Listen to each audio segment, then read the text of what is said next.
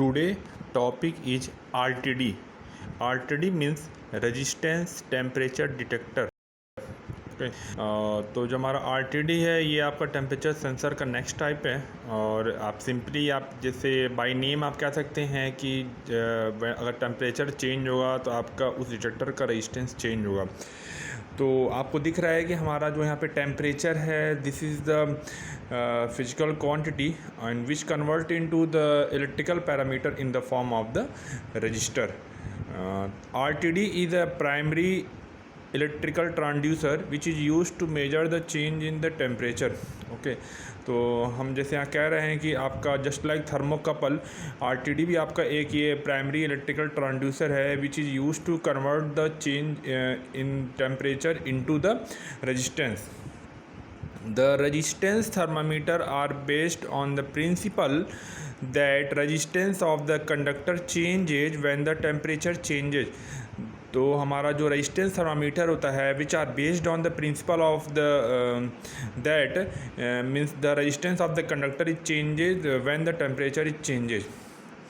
The characteristic for the sensing element is the linear change in the resistance with the change in temperature.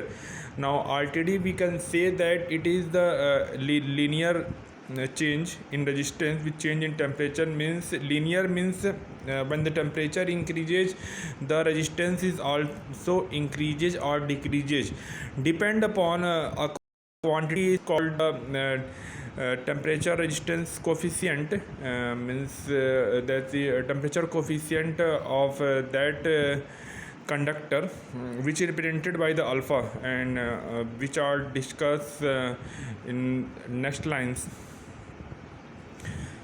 RTD commonly used platinum, nickel or any copper resistance wire whose resistance varies with temperature and high intrinsic accuracy. Okay RTD को हम manufactured करने के लिए या बनाने के लिए हम जो मटेरियल यूज़ करते हैं which is mainly the platinum, nickel और any copper resistance wire whose resistance vary with temperature and has resistance intrinsic accuracy.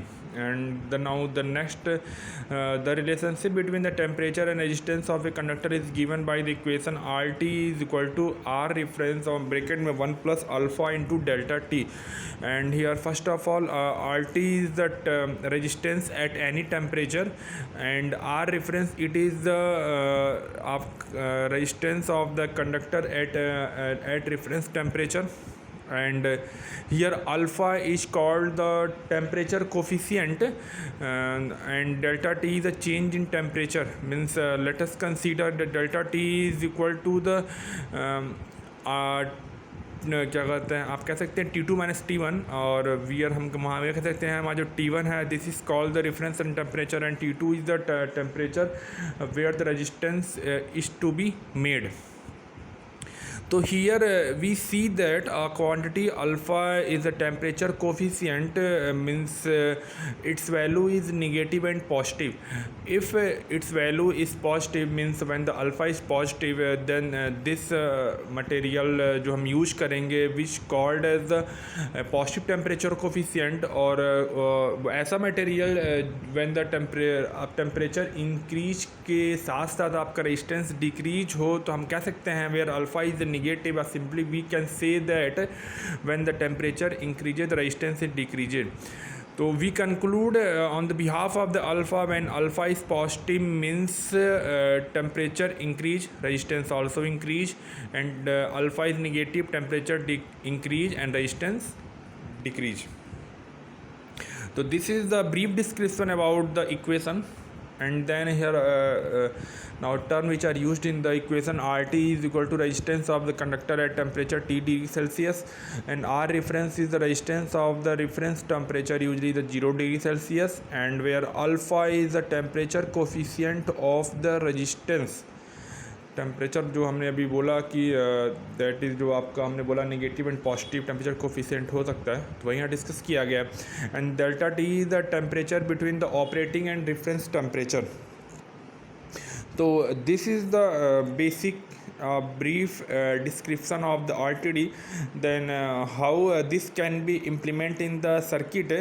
तो लेट आप जो फिगर यहाँ दिख रहा है just like the wheat stone bridge, and already हमने डिस्कस किया है कि जिस तरीके से आपको व्हीट स्टोन ब्रिज होता है किस तरीके से हम 4 रेजिस्टेंस को लेते हैं और उसको एक ब्रिज के फॉर्म में प्लेस करते हैं, और फिर हम एक गैलोमीटर प्लेस करते हैं between the 2 arm and remaining opposites points में या जॉइंट्स में हम सप्लाई प्रोवाइड करते हैं।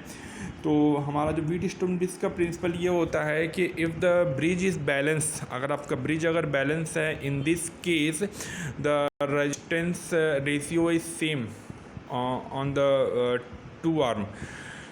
तो जस्ट लाइक हम कह सकते हैं, आपने इसे P upon Q is equal to R upon S पढ़ा होगा। मीन्स जैसे आप कह सकते हैं कि अगर मैं फिगर का अगर मैं एक्सप्लेन करूं, जस्ट कंसीडर इन अगर R1 के प्लेस पे आपका P है एंड R2 के प्लेस पे Q है, and their number of the series resistance जैसे R3 RS and R4 that in the place of R, and then R5 is X, and when the galvanometer shows the no deflection, in this case the Wheatstone bridge is balanced. In balance condition P upon Q is equal to R upon S. So on the behalf of this figure we can say that R1 upon R2 is equal to sum of all the resistance RS R3 and R4 upon R5। Okay और जो R S resistance आपको दिख रहा है, this is the sensing element which is made of the material, means whose resistance change with the change in the temperature.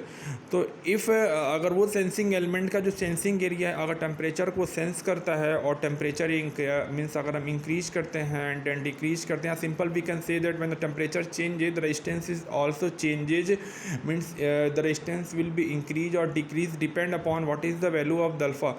And if the alpha is positive then the resistance increase, if alpha is negative then resistance is decreased. The change in resistance caused by change in temperature are detected by Wheatstone bridge as shown in the figure.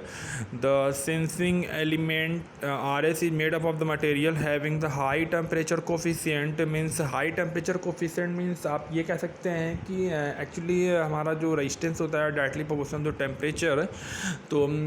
तो हमारे जो resistance की value इतने आपका वो values या इतने values तक होना चाहिए कि उसको इजीली मेजर कर सकें। तो it is possible when the alpha is maximum, means हमारा जो अल्फ़ा क्वांटिटी इतना अधिक होना चाहिए कि हम थोड़े से टेम्परेचर चेंज को हम उसमें रेजिस्टेंस को मेजर कर सकें। तो इसलिए यहाँ पे ये कहा गया है कि हमारा जो सेंसिंग एलिमेंट का जो रेजिस्टेंस होना चाहिए which is made up of the having the high temperature coefficient, and then R2 RS and R5 are made up of the resistance that are the practically constant, means इनका जो material होना चाहिए वो near about constant होना चाहिए, means सभी का material आपका वो सेम होना चाहिए। Under normal temperature change, when no current flow through the meter, and the normal principle of Wheatstone bridge is the ratio, means this simple जो ratio आपका ऑकर करेगा, means here कहना सारा गैलोमीटर में कोई अगर डिफ्लेक्शन नहीं है तो सिंपली जो प्रिंसिपल फॉलो किया गया तो Wheatstone ब्रिज का वही प्रिंसिपल या इक्वेशन यहाँ पे लिखा गया है, R1/R2 is equal to RS/R5, and then the sensing element is away from the indicator, then its lead resistance say R3 and R4, therefore R1/R2 is equal to R3 plus RS plus R4/R5। तो simply जो ये questions आपको जो दिख रहे हैं means ये आपका simple on the behalf of the principle of the Wheatstone bridge. And again तो सिंपल यहाँ पे बस यही कहना चाह रहे हैं कि एक्चुअली अगर आपका बैलेंस ब्रिज है, balance means there is no deflection in the galvanometer, but when the sensing element of the sensor sense the any hot body या अगर which source of any temperature means source of the heat, then its the temperature changes, and the temperature change की वजह से क्या होगा उस sensing element का resistance भी change होगा, then resistance change होगा तो आपका जो ब्रिज होगा वो अनबैलेंस होगा, और अनबैलेंस होने से क्या होगा, there is deflection in the galvanometer. तो जो गैलोमीटर जो डिफ्लेक्शन होगा totally depend on the change in the resistance, principle means ये डिफ्लेक्शन तभी होगा व्हेन रेजिस्टेंस चेंज, और रेजिस्टेंस आपका चेंज कब हो रहा है, व्हेन द टेम्परेचर चेंज। तो we can say that when temperature changes resistance changes and the bridge become unbalanced and means which galvanometer show the deflection and the deflection of the galvanometer can be calibrated with the suitable temperature scale.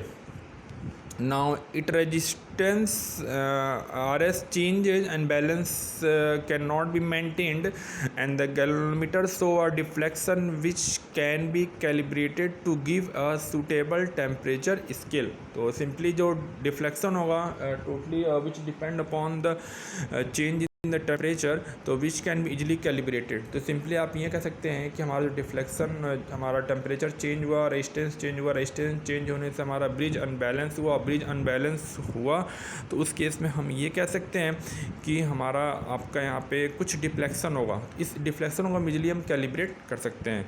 तो this is all about the RTD।